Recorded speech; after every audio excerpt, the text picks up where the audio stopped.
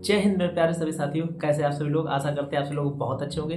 देखिए दोस्तों, आप लोगों को काफ़ी कमेंट आ रहे थे, काफ़ी भाई लोग कमेंट करके पूछ रहे थे कि सर यूपी होमगार्ड का जो है वो कट ऑफ कितना जाएगा। ठीक है, जिलेवार हर जिले का कट ऑफ अलग अलग बनेगा, तो किस जिले का कितना कट ऑफ जाएगा सर ये क्लियर कर दीजिए। और इसके साथ ही साथ किस जिले का सबसे कम कट ऑफ जाएगा ये भी सर बता दीजिए। तो आज देखो दोस्तों, इस वीडियो में हम आपके सारे डाउट जो क्लियर कर देंगे। और आपकी जो सैलरी है होमगार्ड की, क्या सिपाही के बराबर सैलरी आपको मिलेगी, इसका क्या आदेश था कोर्ट का, इसके बारे में भी हम बात करेंगे दोस्तों। ठीक है, तो साथियों वीडियो स्टार्ट करने से पहले सभी साथियों से हम यही कहना चाहेंगे कि जो भी भाई इस वीडियो पर नए आए हो, आप लोग वीडियो को लाइक जरूर कर देना, चैनल को सब्सक्राइब कर लेना, बेल आइकन जरूर दबा लेना, जिससे भर्ती से जुड़ी पल पल के अपडेट दोस्तों सबसे पहले आपके पास पहुंच सके। इसके साथ ही साथ मैंने फेसबुक और टेलीग्राम चैनल की लिंक डिस्क्रिप्शन में दे दी है, वहाँ से जाकर मुझे आप वहाँ भी फॉलो कर लीजिए। ठीक है दोस्तों, चलिए एक एक पॉइंट पे हम वीडियो स्टार्ट करेंगे साथियों। ठीक है, डाटा आपको निकाल के बताएंगे कैसे क्या कितना कटाव आपका रह सकता है। ठीक है, देखिए साथियों, सबसे पहले तो मैं आपको बता दूं एक बात दोस्तों, अपने दिमाग में बैठा लेना। पढ़ाई करने वाले दो टाइप के लोग होते हैं। ठीक है, एक टाइप के क्या होते हैं कि उनका ध्यान बस इसी पे रहेगा कि सर कितने फॉर्म पड़े हैं, कितना कंपटीशन रहेगा, कितना कट ऑफ जाएगा, इतने ज़्यादा फॉर्म पड़ गए मेरा सिलेक्शन कैसे होगा। ठीक है, उनका ध्यान इसी पर रहता है। ठीक है, और कुछ छात्र होते हैं कि जो इधर उधर चार जगह तैयारी करते हैं। ठीक है, कोई सोच रहा होगा मैं यूपीएसआई भी निकाल लूँ, इसमें ना हुआ तो यूपी होमगार्ड में कर लूँगा, यूपी होमगार्ड ना हुआ तो कांस्टेबल हो जाएगा, इसमें ना हुआ तो जीडी में। ये सोच के लोग हैं। ठीक है, स्टूडेंट लाइफ में एक बच्चा क्या होगा जो डायरेक्ट अपना टारगेट लेके चल रहा होगा कि सिर्फ और सिर्फ मुझे अगर तैयारी करनी है तो किसी एक को उसने टारगेट बना लिया होगा और उसी की तैयारी में लगा होगा, और एक उसने अपने मन में सेफ टारगेट सेव कर लिया होगा कि इससे कम मुझे नंबर नहीं लाने हैं, मुझे इतना तो करना ही करना है, फिर कट ऑफ कितना भी जाए। ठीक है दोस्तों, चलिए तो मैं आपको देखिए साथियों बता दूं कि जो आपका कट ऑफ निर्भर करेगा दोस्तों। ठीक है, वो निर्भर करता है आपके साक्षरता दर पर। ठीक है, जिस भी जिले की साक्षरता दर सबसे कम होगी दोस्तों, उस जिले का कट ऑफ सबसे कम जाएगा, और जहाँ पर साक्षरता दर अधिक होगी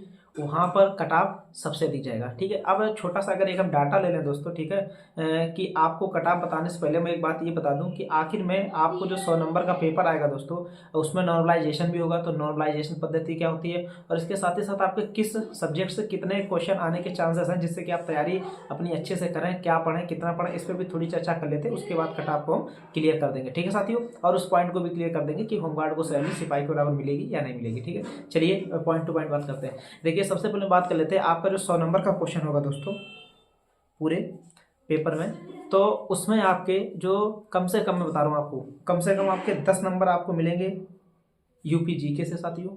ठीक है, देखिए कोई भाई ये ना बोले कि सर आपको कैसे पता। दोस्तों अभी तक का मेरा अनुभव, जो अभी तक एग्जाम हुए हैं, मैंने भी एग्जाम दी, वो अनुभव के हिसाब से बता रहा हूँ आपको। और इसी के साथ आपको कम से कम 10 नंबर की आपको पॉलिटी मिलेगी। ठीक है साथियों, पॉलिटी मिलेगी आपको 10 नंबर की। इसके साथ ही साथ 10 नंबर कम से कम आपको ज्योग्राफी मिलेगी। ठीक है, 10 नंबर की आपको ज्योग्राफी देखने को मिलेगी साथियों, और आपको 10 नंबर की हिस्ट्री मिलेगी। ठीक है, 10 नंबर की आपको हिस्ट्री मिलेगी, और इसके साथ ही साथ 10 नंबर की आपको इकोनॉमी मिलेगी, जिसे हम लोग इकोनॉमिक्स बोलते हैं। ठीक है, 10 नंबर की कम से कम आपकी इकोनॉमिक्स रहेगी साथियों। ठीक है, इसके साथ ही साथ 10 नंबर की आपकी स्टैटिक जीके रहेगी। ठीक है, स्टैटिक जीके होती है जिसमें आपको सारा सार होता है, वो स्टैटिक जीके होती है। ठीक है, तो आपकी पॉलिटी हो गई, ज्योग्राफी हो गई, हिस्ट्री हो गई, इकोनॉमी हो गई, स्टैटिक जीके हो गई। ठीक है, अभी आपके और यूपी जीके हो गई, तो 1 2 3 4 5 6, अभी आपका 60 नंबर का लगभग में कंप्लीट हुआ है।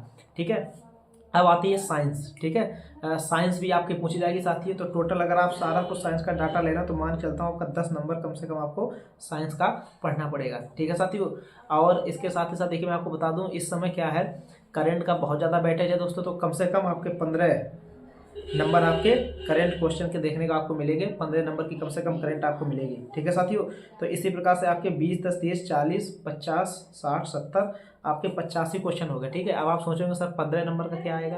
ठीक है, तो देखिए दोस्तों मैं आपको बता दूं, अभी इसमें ऐसे टॉपिक छूट रखे हैं काफ़ी, जो आपके इसमें कम ज़्यादा भी हो सकता है। ठीक है, मानिए अगर इसी में आपको 2 2 क्वेश्चन 3 3 किसी का बढ़ा दिया, ठीक है, तो आपके पूरे 100 क्वेश्चन हो जाएंगे। मैंने आपको मोटा मोटा अंदाजा दिया। ठीक है साथियों, तो ये तो आपकी क्वेश्चन की बात होगी, कितने क्वेश्चन पूछे जाएंगे। अब देखिए दोस्तों कट ऑफ की बात कर लेते हैं साथियों।